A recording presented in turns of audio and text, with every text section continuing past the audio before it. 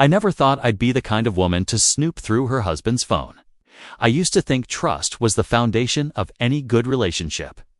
But then again, I used to think my husband, Eric, was incapable of lying to me. Funny how life has a way of proving you wrong. It started a month ago. I was folding laundry on a Tuesday evening, minding my own business, when Eric's phone buzzed on the couch. Normally, I wouldn't have thought twice about it, but something about the way he jumped up to grab it felt ... off. He glanced at the screen, his face tightening just a little, and then shoved the phone into his pocket like it was a live grenade. I didn't say anything at the time, but that night, curiosity got the better of me. When Eric went to shower, I unlocked his phone. Wasn't hard since he hadn't changed his passcode in years, and found a string of texts with someone named Carly. At first, I told myself it might be innocent. Maybe she was a colleague. And this was all work-related. But the messages told a different story. Carly, haha, you're terrible. I can't believe you said that to him. Eric, what can I say? You bring out the worst in me. There were dozens of messages like that. Flirty, playful, the kind of banter we used to have before life got in the way. My chest tightened as I scrolled further, each text feeling like a punch to the gut. Carly, don't forget we've got that lunch thing Friday. Just us this time. Eric wouldn't miss it.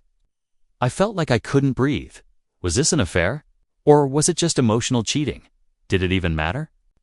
I sat there, staring at the phone in my hands, my heart racing as the pieces started clicking together. When Eric came out of the shower, I was waiting for him in the kitchen. The phone was on the counter, open to the messages. His face went pale. When he saw it, "What's this?" I asked, my voice shaking. "Care to explain why your secretary is sending you kisses?" he stammered, tripping over his words like a kid caught stealing cookies. "It's ... it's nothing. She's just a friend." A friend. I held the phone up like it was Exhibit A in court. Friends don't send winky faces, Eric. Friends don't call lunches, just us. We fought for hours that night. He swore up and down that it wasn't an affair, just harmless fun. "I'll stop texting her," he promised. I don't want to lose you over something so stupid. I wanted to believe him. God, I wanted to believe him. So I let it go, or at least I pretended to. But the call started a week later. They were sporadic at first. Just a few minutes here and there, and always under the guise of work. But then they got longer. Saturday mornings, Sunday afternoons. One time, I even caught him stepping out of the house during dinner to take care of something urgent. Each call felt like another knife in my back. And each time, I swallowed my pride and told myself it didn't matter. Maybe I was overreacting. Maybe it really was about work. But deep down, I knew better. One night, I casually asked him about it. "You've been on the phone a lot lately. Is everything okay at work?"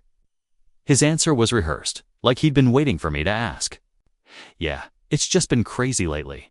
Deadlines, meetings, you know how it is." I nodded, forcing a smile, but inside, I felt like screaming. He wasn't even trying to hide it anymore. That's when I made the decision. I wouldn't confront him again, not yet. I'd let him think he was getting away with it. Let him dig his grave a little deeper. Because if he was going to betray me, I wanted to see just how far he'd go. It wasn't easy pretending everything was fine. Every time I saw him laughing on the phone, every time he slipped out of the room to take a work call, it felt like a slap in the face. But I kept quiet, biding my time. Then, one Saturday afternoon, I got my first real glimpse of how far this had gone. Eric had been acting distracted all morning, checking his phone every few minutes. When I asked him what was wrong, he muttered something about a last-minute project and disappeared into the garage. I followed him quietly, heart pounding. Sure enough, he was on the phone. "Yeah, I miss you too," he said, his voice low. "No, I can't get away today. Maybe Monday or Tuesday after work." I stood there, frozen. It wasn't just about work. It had never been just about work. When he came back inside, he smiled at me like nothing had happened. "Everything okay?" he asked, kissing me on the cheek. I wanted to scream, to throw something, to call him out right then and there. But instead, I smiled back. Yeah, everything's fine. That night, I couldn't sleep. I lay awake, staring at the ceiling, wondering how my life had come to this. How had I become the kind of woman who let her husband walk all over her? I knew I couldn't keep living like this, but I also knew I wasn't ready to walk away. Not yet. For now, I'd keep watching. I'd let him think I was oblivious. Let him think he had the upper hand. But deep down, I was already planning my next move. Asterisk, when you're married, you learn how to pick up on the little things, teeny shifts in behavior, subtle changes in tone. At least, that's what I thought. But now I was seeing Eric in a whole new light. Every glance at his phone, every poorly disguised excuse to step out of the room, felt like a neon sign flashing guilty. I told myself I wouldn't confront him. Again, not yet. Instead, I decided to observe, to watch carefully and gather every piece of evidence I could. If he was going to betray me, I wanted the full picture. At first, it wasn't easy. Pretending everything was fine when my insides were contents. Screaming felt like living a double life. But as the days passed, I started to see the cracks in his lies more clearly. One evening, I caught him grinning at his phone while we were watching TV. He must have felt my eyes on him, because he quickly locked the screen and set the phone face down on the coffee table. "Who was that?" asked casually, not letting my voice betray the tension I felt. "Just work," he replied, his tone a little too cheerful. "Work must be hilarious," I said with a tight smile. He glanced at me, his expression flickering with something guilt, annoyance. "Atana," I couldn't tell. "You know how it is," he said, brushing it off, and I let it go. For now, the worst part was how good he was at pretending nothing was wrong. He still kissed me goodbye every morning. He still asked me how my day was when he got home. There was a distance between us now, a gap that widened with every call, every text, every lie. One Saturday night, I saw it all so clearly. We were supposed to have dinner together, something simple at home. I'd spent the afternoon cooking his favorite pasta, hoping that maybe we could have a normal evening for once. But just as we sat down, his phone buzzed. "Sorry, it's work," he said, standing up and heading for the door before I could respond. He disappeared into the garage, leaving me alone at the table. The pasta sat untouched in front of me, steam rising from the plate like a cruel reminder of my effort. I sat there for a few minutes, staring at the empty chair across from me. Then, something in me snapped. I grabbed my plate, marched to the garage door, and pressed my ear against it. "I know, I miss you too," Eric was saying. His voice was soft, almost tender. "I'll see if I can get away tomorrow, okay?" My heart pounded in my chest. He wasn't even trying to hide it anymore. I went back to the table before he could catch me listening, but my appetite was gone. When he finally came back inside, he smiled at me like nothing had happened.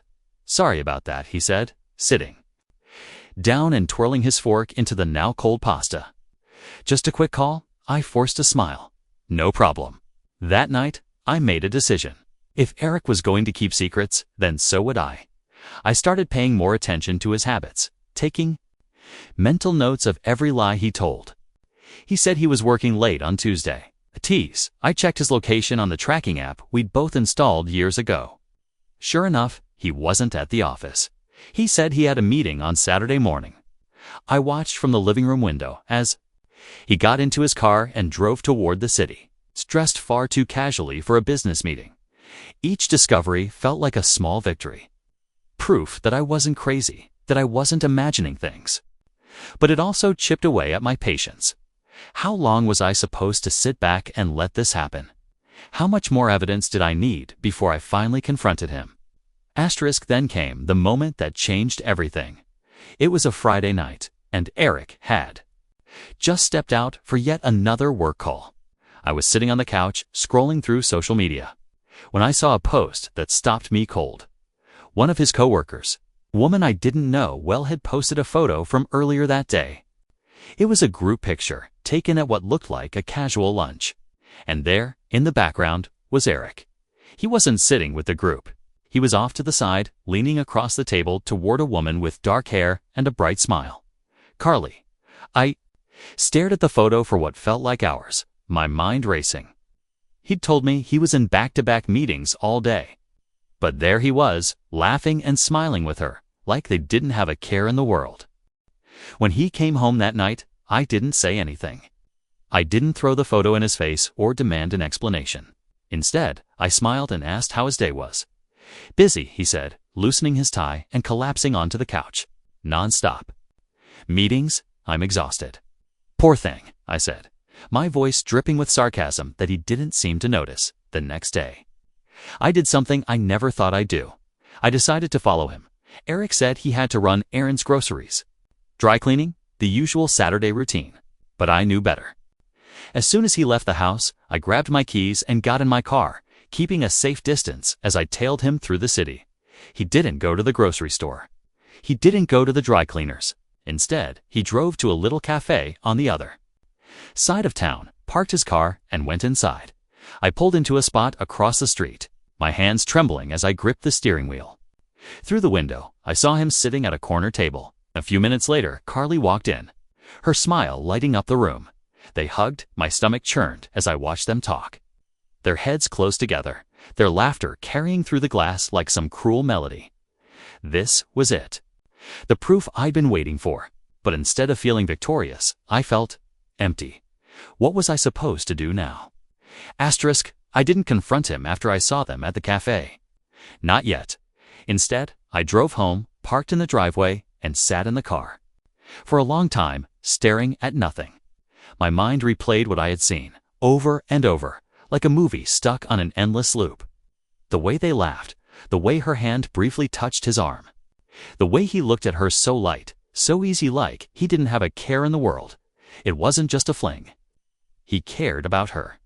That thought hit me harder than anything else. This wasn't some shallow affair he'd gotten caught up in. For the thrill, he was choosing her. Over me, over us. When I finally went inside, I found myself standing in front of the mirror in our bedroom, staring at the reflection of someone I barely recognized. How had I let it get this far? How had I let him make me feel like this small, invisible, unworthy? I was done waiting for him to confess. But I wasn't ready to leave either, not yet. Something inside me wanted to make him squirm first, to make him feel just a fraction of the pain I was carrying. The next week, decided to play my own game. I started dressing a little nicer, putting on makeup even when I didn't have anywhere to go. I made plans to go out with friends, staying vague about where I was going and when I'd be back. At first, Eric didn't seem to notice. He was too busy sneaking around with Carly, caught up in whatever fantasy they were building together. But then, one Friday night, I saw the first flicker of jealousy. I was getting ready to meet up with an old friend, Lisa, someone I hadn't seen in ages. I pulled on a dress I hadn't worn in years, something tight and flattering, and Eric raised an eyebrow as I walked into the living room. "Where are you going dressed like that?" he asked, his tone more curious than accusatory. "Out," I said simply, grabbing my purse. "With who?" "Just a friend." He frowned, but he didn't push further. I could see the questions swimming behind his eyes, though. And for the first time in weeks, I felt like I had a tiny piece of control. That night, something unexpected happened. Lisa and I had planned to grab drinks at a new bar downtown. She'd texted earlier to say she was running late, so I decided to wait at the bar and ordered a drink to pass the time. That's when he walked in. I didn't notice him at first. I was scrolling through my phone, trying to ignore the pit in my stomach that had become my constant companion. But then I heard his voice, deep, confident tone that cut through the chatter around me. "Is this seat taken?"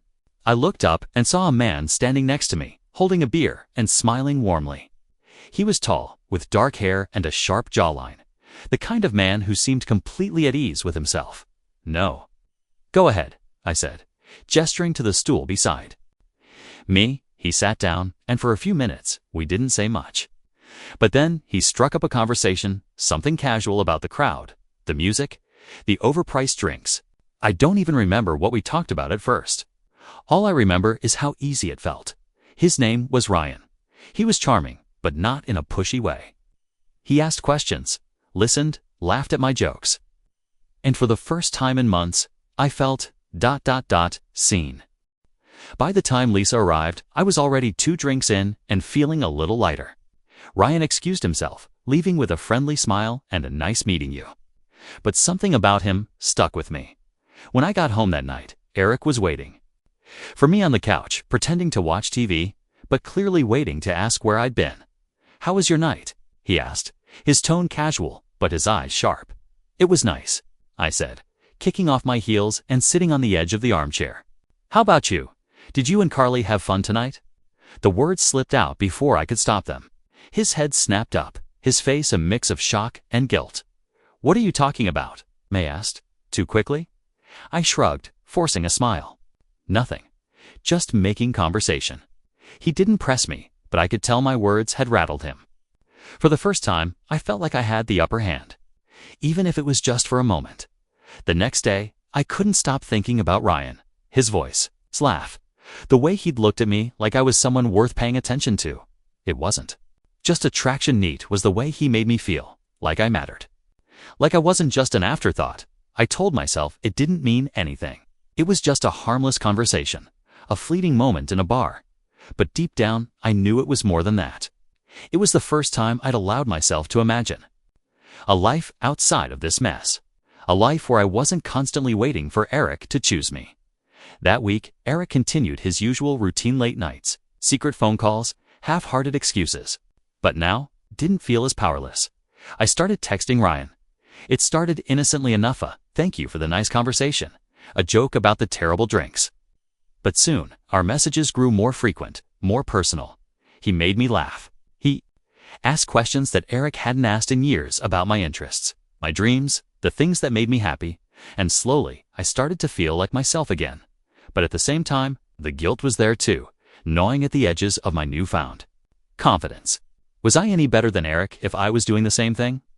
Was I justified, or was I just making excuses to feel better about my choices? The lines were blurring, and I wasn't sure where it would all lead. All I knew was that, for the first time in a long time, I was no longer just waiting. By the time Eric noticed the change in me, it was too late. I wasn't the same quiet, accommodating woman he thought he could ignore anymore. I had started carving out a life that didn't revolve around him. And while he still spent his evenings sneaking off to take calls or sending texts, he thought I didn't notice. I had my own secrets now. Ryan and I had grown closer, though I tried to keep it casual. At least, that's what I told myself. It started with harmless text, "So funny meme here. A quick how's your day?" There, but before I knew it, our conversations had turned into something deeper. He was asking about my life, my dreams, and the cracks in my marriage that I hadn't admitted to anyone else. "You deserve better," he told me one night after I confessed how Eric had been acting. The words hit me like a jolt. I'd been telling myself the same thing for weeks, but hearing it from someone else felt different. It felt real. Meanwhile, Eric's behavior was growing bolder, almost brazen. One evening, I walked into the room just as he was hanging up a call. His face tightened when he saw me, but he quickly forced a smile. "Who was that?" I asked, my tone light. "Just work," he said, too quickly. "You sure?" I pressed, crossing my arms. He hesitated, then gave me a look that I'd come to recognize, half guilt, half annoyance. "Yes, I'm sure. Why do you always have to question me?" I didn't respond. Instead, I turned and walked out of the room, leaving him to stew. I could feel his eyes on my back, but I didn't care. The next night, Ryan and I met for drinks. I hadn't planned on seeing him again so soon, but after Eric spent the entire evening glued to his phone, I needed a distraction. Ryan was waiting for me at the same bar where we'd met, and the moment I saw him, the tension in my chest eased. He greeted me with a warm smile, pulling out a chair for me like we were in some old-fashioned romance movie. "Rough day?" he asked as I sat down. "You could say that," I replied, letting out a long sigh. We talked for hours that night. He told me about his work, his family, his failed relationships. I told him about the cracks in my marriage, the lies, the loneliness. At one point, he reached across the table and placed his hand over mine. "You don't have to settle for this, you know," he said softly. His touch sent a wave of warmth through me, and for the first time in a long time, I felt ... wanted. When I got home that night, Eric was already asleep, I stood in the doorway of our bedroom, staring at him as he lay sprawled out on the bed, his phone clutched loosely in his hand. For a brief moment, I felt a pang of guilt. This was the man I'd promised to spend my life with, the man I'd built a home with. But then I thought about Carly. I thought about the way he smiled when he talked to her. The way he lied to me so easily. And just like that, the guilt evaporated. The next few weeks were a blur of half-truths and stolen moments. Eric continued his late-night calls and secret lunches, thinking I was none the wiser. But I wasn't sitting at home crying anymore. Was meeting Ryan for drinks, for coffee. 4 long walks where we talked about everything and nothing. With Ryan, I felt alive. With Eric, I felt invisible. One night, Ryan asked me a question I wasn't ready for. "Do you love him?" I paused, caught off guard. Did I love Eric? Or was I just holding on to the idea of the man he used to be? "I don't know," I admitted. Ryan nodded, his expression thoughtful. "I think you do. Or at least, you did. But love shouldn't feel like this." His words stayed with me long after we said goodbye. Things at home were growing tenser by the day. Eric was starting to notice the shift in me, how I didn't wait up for him anymore, how I didn't ask where he was going or who he was with. It was subtle at first, but one night, it boiled over. "Is there something going on with you?" he asked as we sat at the dinner table, his fork clinking against his plate. I looked up, feigning confusion. "What do you mean? You've been ... different lately," he said, his tone accusatory. "Going out more, dressing up, acting like you don't even care what I do." I set my fork down and met his gaze, my heart pounding. "Maybe I don't." The words hung in the air, between us, heavy and undeniable. For the first time in months, I saw panic flicker across his face. "What's that supposed to mean?" he demanded. I shrugged, forcing a smile. "Just that maybe it's nice to have my own life for a change. You should try it sometime." His jaw tightened, and for a moment I thought he might actually say something. But instead, he pushed his chair back and left the room, slamming the door behind him. That night, I got a text from Ryan. "Ryan, I keep thinking about you. When can I see you again?" I stared at the screen, my heart torn between excitement and guilt.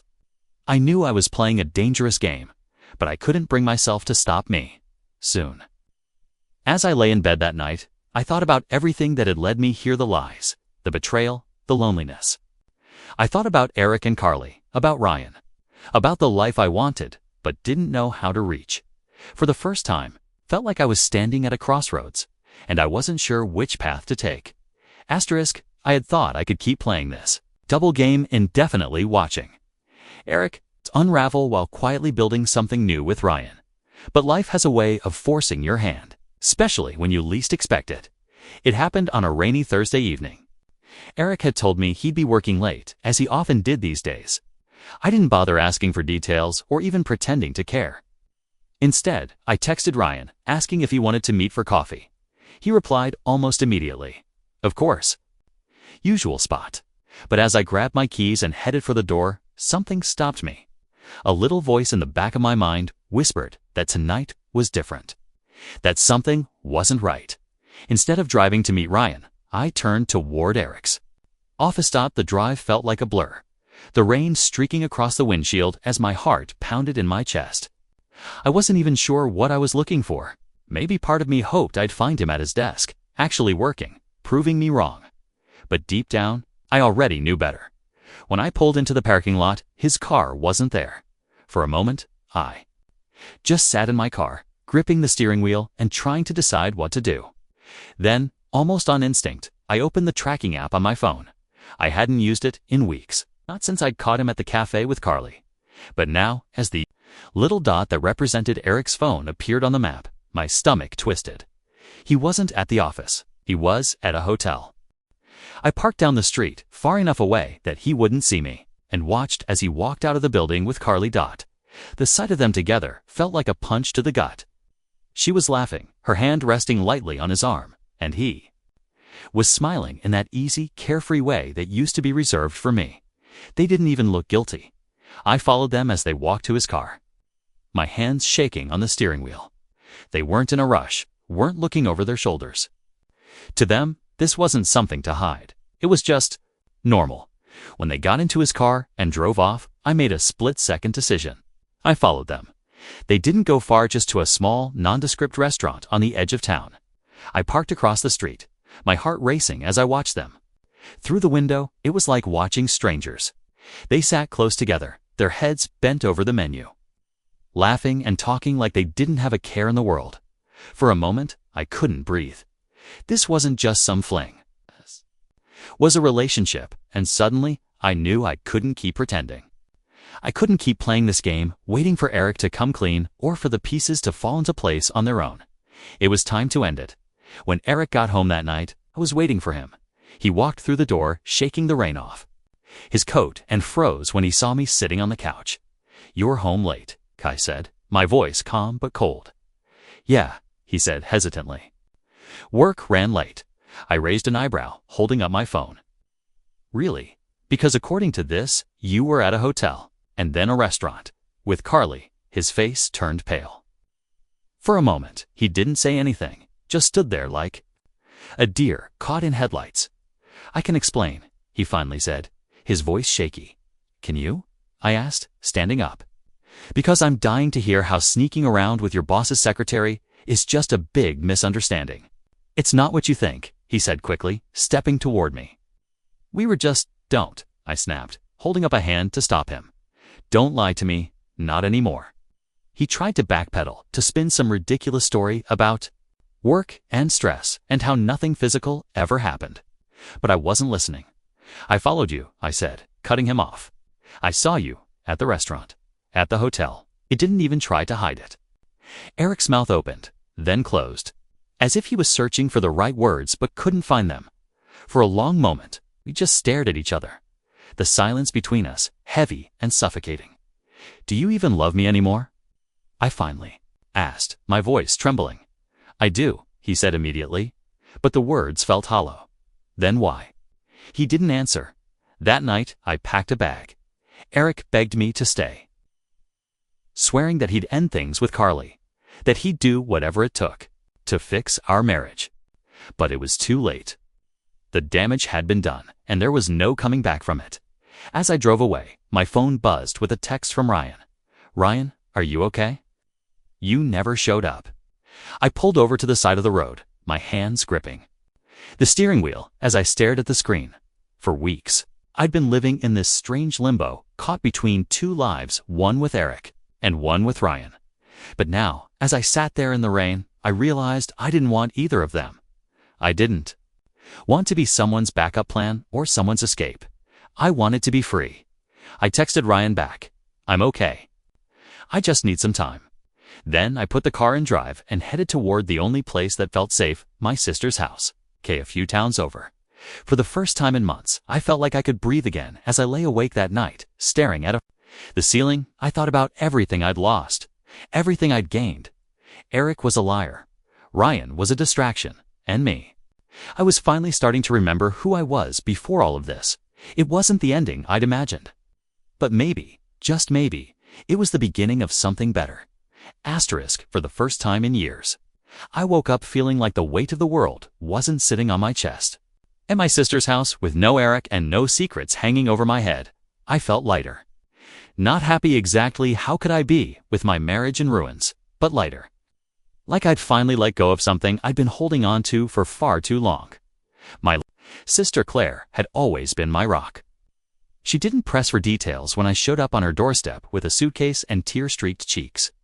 She just hugged me, made me tea, and told me I could stay as long as I needed. "You look tired," she said the next morning as I sat at her kitchen table, staring blankly into my cup. Asterisk, "I am," I admitted. "Do you want to talk about it?" I hesitated. Part of me wanted to spill everything, to tell her about Eric and Carly and Ryan and the mess my life had become. But another part of me wasn't ready yet. "Not yet," I said finally, "but soon." She nodded, giving me a small, understanding smile. "Take your time." The days passed slowly, but for the first time in months, I felt like I was healing. I spent my mornings going for long walks and my afternoons helping Claire around the house. She had 2 young kids who kept me busy, and their laughter was like a balm for my soul. I hadn't spoken to Eric since I left, He'd tried calling and texting, but I ignored every attempt. I wasn't ready to face him or his apologies.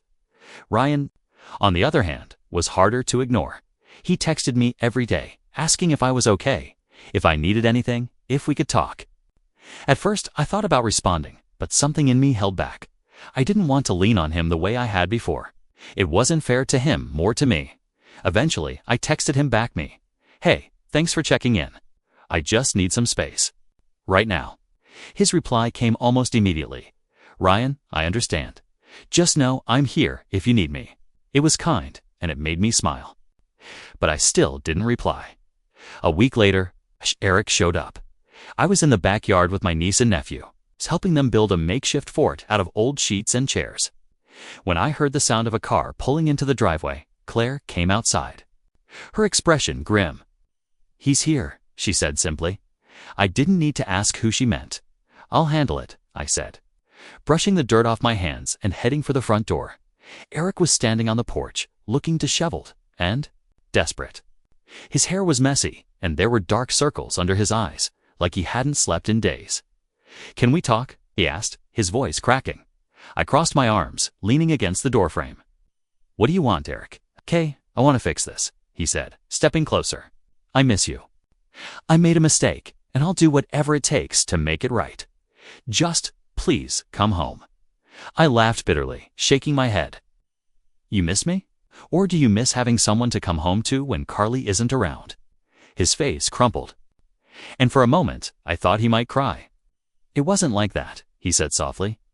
"I was stupid. I got caught up in something I shouldn't have, but it didn't mean anything." I felt my chest tighten with anger. It didn't mean anything. You risked our entire marriage for someone who didn't mean anything. "I wasn't thinking," he admitted, his voice desperate. I was stressed, and she was there, and I stopped. I said, holding up a hand. "Just stop. I've heard enough." He looked at me, his eyes pleading. "Please, give me another chance. I love you." I closed my eyes, taking a deep breath. "Do you even hear yourself? You keep saying you love me, but your actions don't match your words. Do you know how long I've felt invisible in my own marriage? How long I've been waiting for you to notice me, to care about me, to choose me?" "I'm choosing you now," he said quickly. I laughed again, this time without bitterness. It was a sad, hollow sound. "It's too late, Eric." That night, I sat on the back porch with Claire, watching the kids chase fireflies in the yard. "Are you okay?" she asked, handing me a glass of wine. "I think so," I said honestly. "It's weird. I thought I'd feel sadder. But I just feel done." She nodded. Sometimes, letting go is the only way to move forward. I thought about Eric, about Carly, about the mess we'd made of our marriage. And then I thought about Ryan, the way he'd made me laugh, the way he'd reminded me what it felt like to be seen. "What are you going to do now?" Claire asked. I took a sip of wine, staring out at the darkening sky. "I don't know," I admitted. But for the first time in a long time, I feel like I have options. In the weeks that followed, I started putting the pieces of my life back together. I filed for separation, found a small apartment closer to work, and began rediscovering the parts of myself I'd lost over the years. Ryan and I kept in touch, but I took things slow. I wasn't ready for another relationship, not yet. Wasn't closing the door on the possibility either. As for Eric, I don't know if he ever truly understood what he'd lost. Maybe he did, or maybe he just moved on with Carly or someone else. It didn't matter anymore, because for the first time in years, I wasn't waiting for someone else to decide my worth. I was finally choosing myself. That's the end of today's story. Did things turn out the way you thought, or were there some surprises along the way? Share your thoughts in the comments. I'd love to hear what you think. If you enjoyed this journey, don't forget to hit the like button. And if you haven't joined the community yet, now's the perfect time. Subscribe and turn on notifications so you're always the first to catch new stories. Thanks for watching, and I'll see you in the next adventure.